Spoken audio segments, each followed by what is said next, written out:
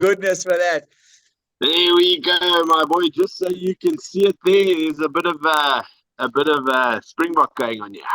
A bit of cheers. All right, guys. Hey, listen Yes. up. Let's just intro ourselves here. I mean, thanks for having me on the show. I think this is going to go onto your podcast. Great to be here. Like I said before, and I'll say it again, it's great, and it's about time that you had a scrum off on the show. One from CBC, no doubt, Matter Beelyland, so that some sense could be spoken on this show.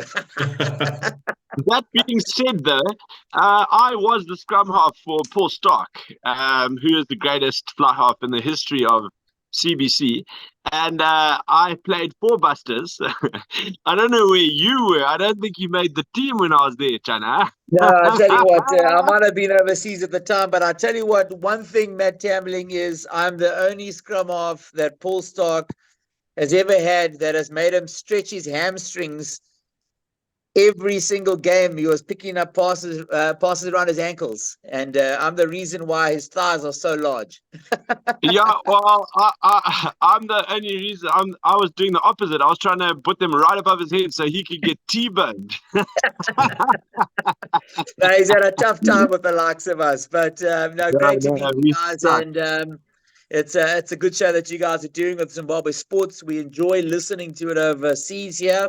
As you know, I'm speaking to you guys from Cyprus, a little island in the East Mediterranean, where I can tell you that many of you that are playing club rugby in Zimbabwe will be able to walk into the national side here. It's you'll enjoy it.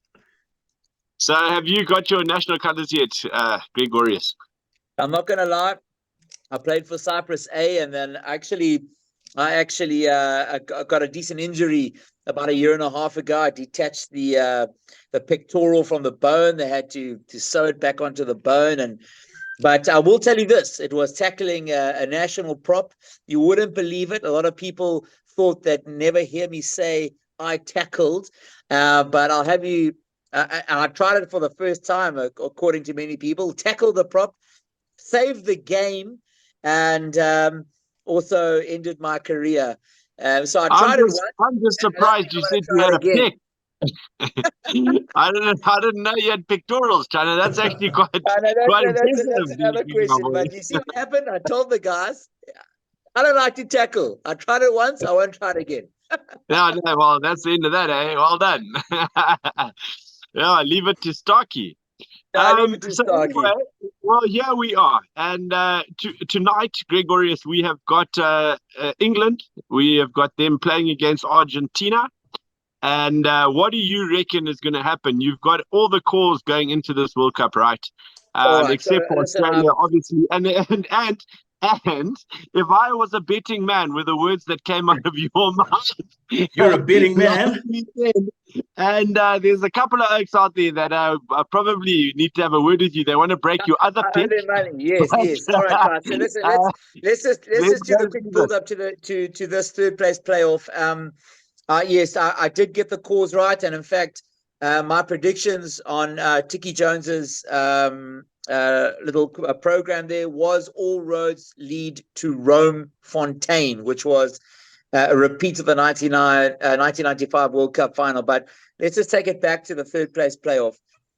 We've got hey Cammy, we've got Argentina versus England. Hey, out the room. I'm on the call. We've got Argentina versus England. I'll tell you what. Look, hunting for you again. I tell you what. I really give this one to Argentina, and I'll tell you why. They had a very bad showing in their semi-final, and I felt that they actually played very incredibly one-dimensional in this level of the game. And they have a lot more in the tank. And I felt that they played quite cuck. They, like I said, one-dimensional. There was nothing of the Argentina that we've known to grow and love. And that Argentinian side has always reminded me of the French of the 90s. They would attack from the back. They would do things completely opposite to what our coaches would have ever told us. And they play with that passion and that flair. And there was none of that on the semi-final. However, coming back to this third place playoff, I feel that the English have, they would be heads hung low. They might have gone on the lash this week, and for them, this is not as important. They've lost it. I feel that they're not as interested or as invested in a bronze medal. Once you don't get the final, it's done. Whereas Argentina getting a bronze place medal means everything to them. And they play with such passion. And passion sometimes can get you in this disappointing third place playoff to a bronze medal.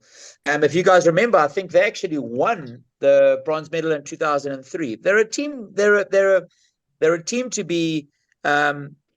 They're not to be taken lightly, especially after spending so much time with the Pumas in the Super 19. I think what Super are we in? Super 18, Super 15. Anyway, that did them a world of good, and a lot of their players play over in France.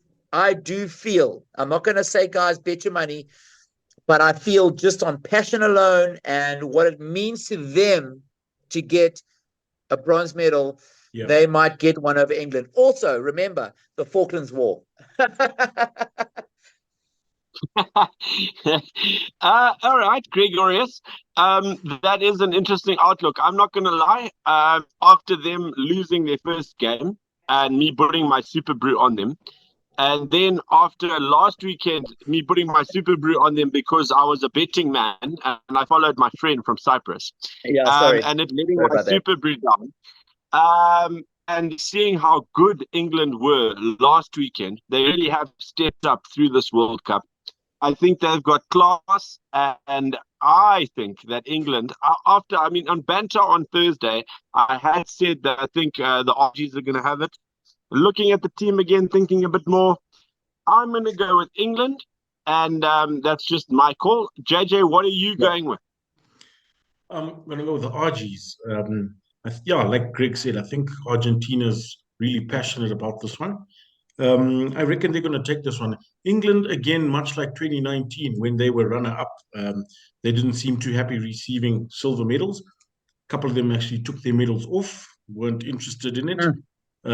People may disagree and think that's not the case. But yeah, like Greg says, I don't think England are that passionate playing for a bronze medal, whereas Argentina, it's going to mean everything to them, not only as a team, but as a nation as well. 100%. All right. And I think that means a lot in carry on.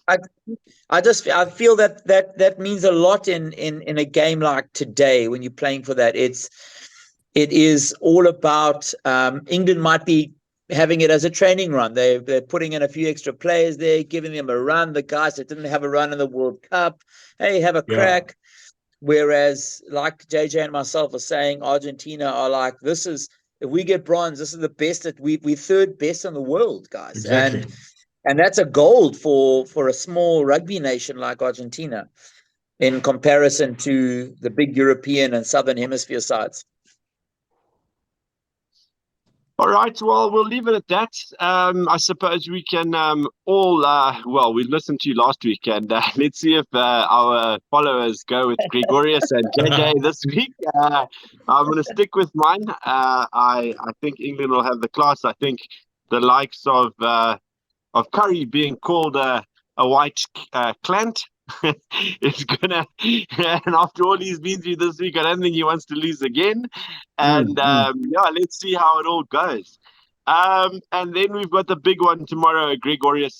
Do tell us. So we've gone with a 7-1 split. Let's start with that. All right. So we haven't got too much. I see we've got 7 minutes left on our time on the Zoom. So 7-1 split. That's been the big talk. I've run the numbers. I've also then after I ran the numbers, like the backup for Faf. Who's the backup for 9? They've got the backup for 9. It's Cheslin Colby. He's already been running at 9 before. They've got I saw the backup 10. We've got Damien Dialinde will go into 10 if Pollard gets injured or is not firing. Not and Damien then obviously Willemse, Billy Leroux at 15. Sorry? Is it not Willemse, Damien Willemse, that they'll probably put into 10? That's what I mean. Sorry, what did I say? Dialendi. Sorry, All right. Damian McKenzie, who's now playing for the Springboks. Yeah, so sorry, you're right. Damian Willemse, that's what I meant. Will go into 10. Billy Leroux comes into 15.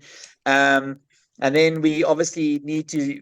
I put on our rugby group that we've got this issue at Creel will go to where Cheslin was on the wing, and maybe Kwagga Smith comes into center, which obviously he's from the sevens.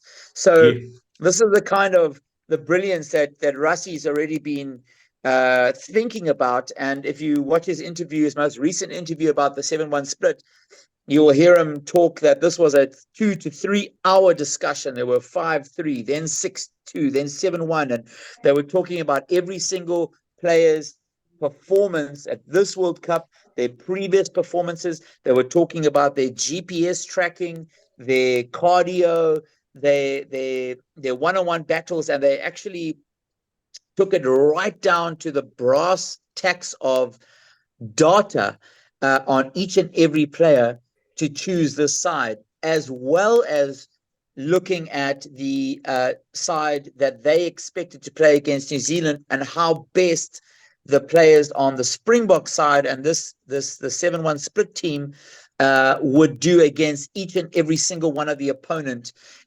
being obviously from New Zealand. So they've really gone into deep into the ether, let's call it. And at the end of the day, it's just going to boil down to the man on man. I obviously am a diehard Springbok supporter. However, I will tell you all this right now. I'm a rugby supporter first, and I've always said this, and a Springbok supporter second. So I wish for a great game of rugby tomorrow, first and foremost. Be it a New Zealand win or a South African win, I would love to see a great game of rugby. If the Springboks win, then I'm obviously over the moon and extra happy. But if the New Zealanders win and there's a great game with no red cards, yellow cards that can tip a game, that's also great. It's not great for me as a Springbok supporter, but it's great for the game and the global audience and growing the game, which is what we're trying to do each and every year. But yeah, guys, I think you would admit, with the game tomorrow, I don't think anyone can call it. The New Zealanders have come from being the underdogs and being one of what people were calling the worst New Zealand teams to ever get to a World Cup. I myself said, everyone is talking about this bad New Zealand team, and I said, be careful. They are they love to be called the underdogs. No pressure. And what have they done? They've come from strength to strength to strength, and here they are in the final, against their old foe. So to me, it's going to be a game of two halves. I mean, I feel like I sound like Nas Boot. A game of two halves. We all know that, but it will definitely be one up front. And I feel that whoever picks up the loose ball and creates attacking chances will be the difference in the game tomorrow. And you guys have seen it with New Zealand a lot, and a little bit with South Africa.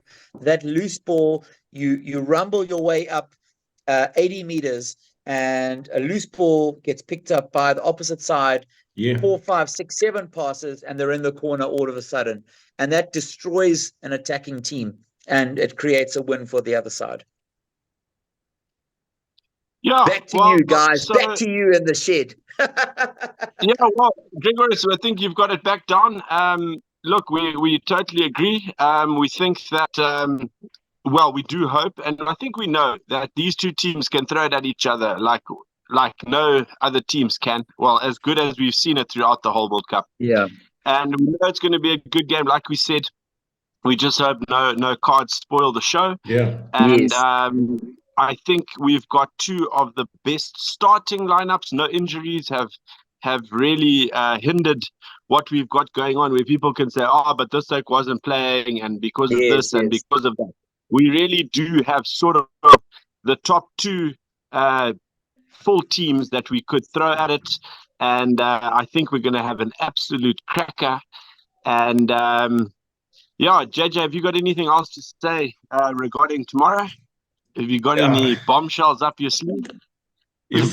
Bomb squad? If I do get any of my predictions wrong, I hope it's the England-Argentina game and not the Bok game. All right, guys. Let's give it points quickly before we have to end this. I'm gonna say the Springboks by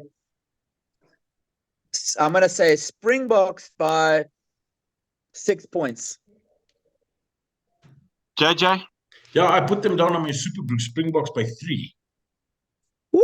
And you, Matt Tamling, let's hear it.